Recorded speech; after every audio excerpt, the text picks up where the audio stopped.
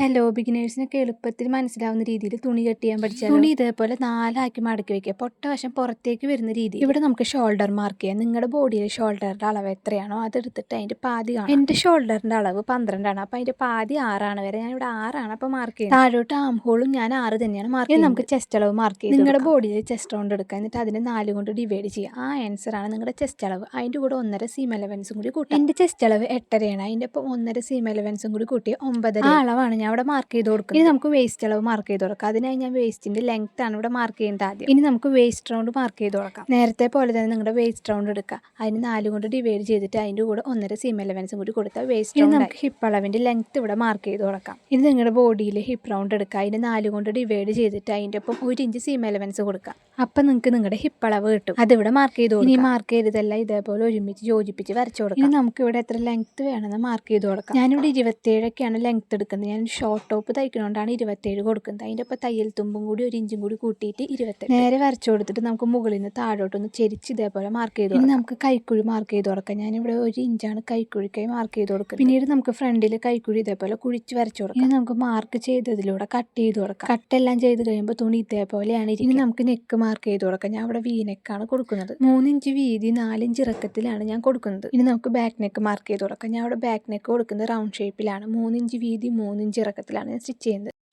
ഇനി നമുക്ക് sleeve cut ചെയ്യാം. ഞാൻ ഒരു ഷോർട്ട് സ്ലീവാണ് കൊടുക്കുന്നത്. തുണി ഇതേപോലെ 4 മടക്കിയതിന് ശേഷം വീണ്ടും മടക്കാം. എന്നിട്ട് ഇവിടെ 3 ഇഞ്ച് മാർക്ക് ചെയ്തതിന് ശേഷം ഇറക്കം 8.5 ഇഞ്ച് കൊടുക്കാം. പിന്നീട് ഇതേപോലെ താഴത്തോട്ട് വരച്ചു കൊടുക്കാം. എന്നിട്ട് ഇത് കട്ട് ചെയ്തെടുക്കാം. കട്ടെല്ലാം ചെയ്ത് കഴിയുമ്പോൾ സ്ലീവ് ഇതേപോലെയാണ് ഇരിക്കുക. അപ്പോൾ വീഡിയോ ഇഷ്ടപ്പെട്ട like and subscribe. Stitching video part 2 ആയി അപ്ലോഡ് ചെയ്യാം. അപ്പോൾ നെക്സ്റ്റ് വീഡിയോയിൽ കാണാം. ബൈ.